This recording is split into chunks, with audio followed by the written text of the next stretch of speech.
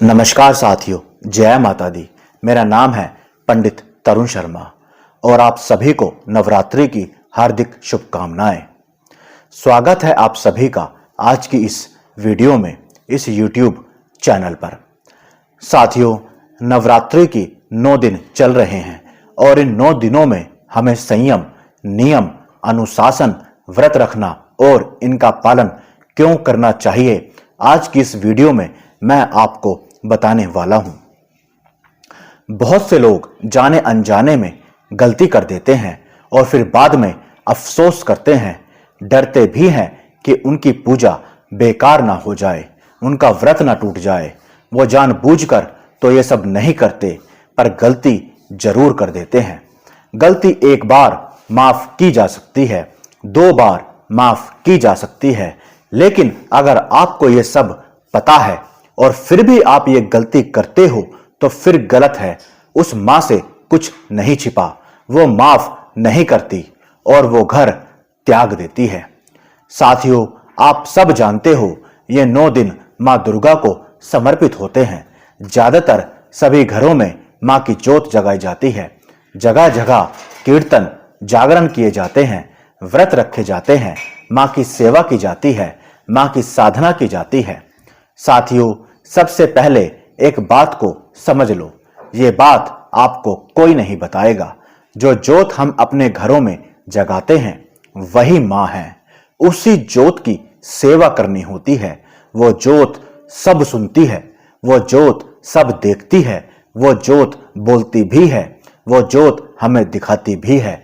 लेकिन ना तो हम सुन पाते हैं, ना हम देख पाते हैं, क्योंकि अभी हमारा जुड़ाव उस जोत से नहीं हुआ, उस शक्ति से नहीं हुआ। लेकिन जिस दिन आप उस जोत से, उस शक्ति से जुड़ जाओगे, आपको आने वाली समस्या, हर संकट, जब आप अपनी पूजा में बैठोगे, उस जोत में दिखाई देने लगेंगे। उस जोत में ही आपको मां नजर आएगी। उस जोत से आप बात कर पाओगे। उस जोत में आप सब देख सकते हो। वो जोत आपके घर को कवर कर लेती है, आपको और आपके परिवार को कवर कर लेती है। फिर कोई भी समस्या हो, कोई भी बुरी शक्ति हो, आपका कुछ नहीं बिगाड़ सकती। लेकिन हम सब उस जोत का कम मां की मूर्ति, व्रत और अपने खाने पीने पर ही ज्यादा ध्यान रखते हैं। साथियों, अगर आपने 9 दिन मां के नवरात्रे रखे हैं, मां की जोत अपने घर में जगाई है, तो जो मैं बातें आपको बता रहा हूं, उन बातों का विशेष ध्यान रखना और मां की सच्चे मन से सेवा और पूजा करना। और साथियों, एक बात और आपको बता रहा हूं, मेरी मां की अखंड जोत हर शुक्रवार या हर मंगलवार को अपने घर में जगाना शुरू कर दो। मां से प्रेम करो, मां को अपने घर में स्थान दो, उस मां पर सब छोड़ दो। अपने घर में मां के नाम की अखंड जोत जरूर जलाओ। आप देखना, आपके दिन बदल जाएंगे। कैसी भी समस्या होगी, कोई भी संकट हो, फर्क नहीं पड़ेगा। बीमारी नहीं होगी, धन की समस्या नहीं होगी, क्योंकि मां का वास आपके घर में होगा। साथियों, अगर आपने 9 दिन मां के नवरात्रे रखे हैं या कोई व्रत रखते हो, मां की जोत अपने घर में जगाई है, या आप हर शुक्रवार या मंगलवार अखंड जोत अपने घर में जलाते ही जलाते हो, तो जो मैं बातें आपको बता रहा हूं, उन बातों का विशेष ध्यान रखना और मां की सेवा करना। साथियों, सबसे पहले तो कोशिश करें आप जोत किसी सिद्ध पीठ से लेकर आएं, मां के किसी सिद्ध मंदिर जाएं, वहां से जोत लाएं। यह बहुत ही अच्छा रहता है, क्योंकि वो जोत सीधा उस धाम से जुड़ती है, सिद्ध पीठ से जुड़ती है। और अगर आप किसी सिद्ध पीठ से जोत नहीं ला सकते, तो शुभ मुहूर्त में मां की जोत जलाएं, और वो जोत हमेशा कपूर से जलाएं, माचिस से कभी न जलाएं। जोत जलाने के बाद आपको उस जोत की सेवा करनी होती है। सबसे पहले तो वो जोत हमेशा पर्दे में होनी चाहिए। बहुत से लोग अखंड जोत सबके सामने रख देते हैं, यह गलत होता है। अपनी जोत किसी को ना दिखाएं। जैसा मैंने कहा, वो जोत मां है। उस जोत के पास आप या बस आपके परिवार के ही मेंबर आ जा सकते हैं। बाहर का कोई भी उस जोत के पास न जाए। उस जोत को कभी अकेला न छोड़े। बाहर के आदमी की उस जोत पर नजर ना पड़े, क्योंकि आप उसे नहीं जानते, वो कौन है, कैसा है, उसका भाव कैसा है, वो पवित्र है या अपवित्र है, आपको नहीं पता होता। उस जोत के आसपास भी जूते चप्पल नहीं आने चाहिए। जूते चप्पल उस जोत से दूर ही रहें। अगर आपने व्रत रखा है और आप घर पर ही हैं तो कोशिश करें आप उन दिनों जूते चप्पल पहने ही ना। उसके बाद आपको रात में उस जोत के पास ही सोना चाहिए। आप धरती पर कपड़ा बिछाकर या कोई गद्दा लगाकर उस पर सोएं। 9 के 9 दिन आपको नीचे ही सोना है, उस जोत के पास ही सोना है, उसी के पास रहना है।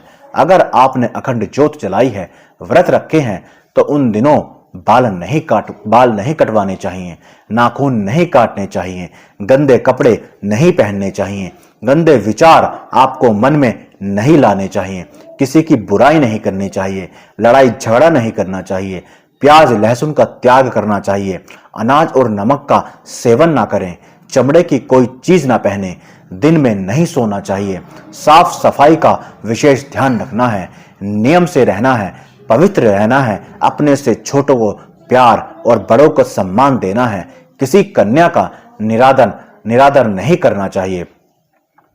नियम से रोज माँ दुर्गा सप्तशती और दुर्गा चालीसा का 7 बार या वैष्णो चालीसा का 7 बार पाठ करना ही करना है।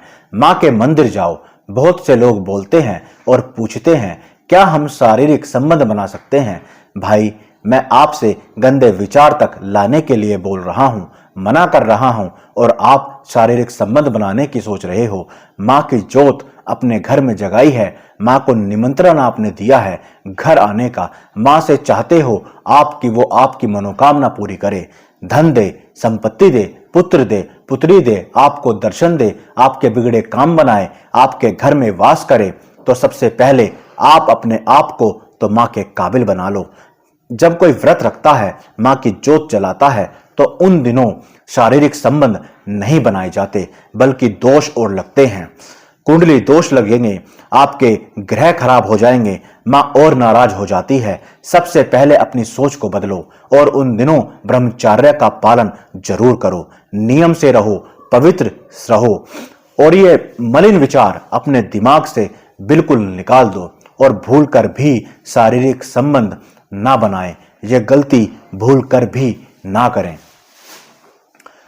साथियों, इन दिनों आपको भूलकर भी शराब नहीं पीनी चाहिए, नॉनवेज नहीं खाना चाहिए। आप घर से बाहर हो या घर के अंदर, इससे कोई फर्क नहीं पड़ता। अपने घर में अंधेरा नहीं रखना चाहिए, घर का सामान बिखरा हुआ नहीं होना चाहिए। आपको सही रहना है और अपने आप को साफ और सही रखना है, अपने घर को साफ और सही रखना है।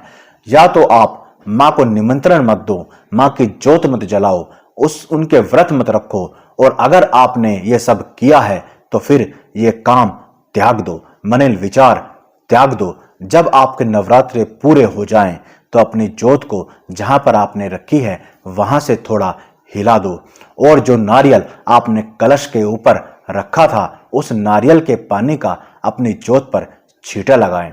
माँ की पूजा करें और अपनी कंजक बड़ी प्रेम से, बड़े आदर से जिमाएं। उस नारियल को जिसने व्रत रखा है वो भूल कर ना खाए। बाकी और सबको बांट सकते हैं, कन्याओं को बांट सकते हैं, घर के मेंबर को बांट सकते हैं, बस खुद ना खाएं। माँ से हाथ जोड़कर विनती करें, उनसे प्रार्थना करें, और जो गलती हुई है उसके लिए क्षमा प्रार्थना करें। अगर आप नियम से ये सब करते हो और माँ आपकी जरूर सुनती है और आपको स्वप्न में दर्शन भी देती है और आपको कुछ देकर जरूर जाती है, आपकी मनोकामना जरूर पूरी करती है। साथियों, इन नियमों का विशेष ध्यान रखें, पवित्रता का विशेष ध्यान रखें, साफ सफाई का ध्यान जरूर रखें, रोज स्नान करें, साफ सुथरे कपड़े पहने, मलिन विचार भूल कर भी न लाएं। आशा करता हूं ये वीडियो आपको अच्छी लगी होगी और आपके काम आई होगी। अगर आपका कोई प्रश्न है या आपकी कोई समस्या है तो आप मुझे कमेंट कर सकते हैं, मैं उसका जवाब जरूर दूंगा। तब तक के लिए जय माता दी, राधे राधे, जय माता दी।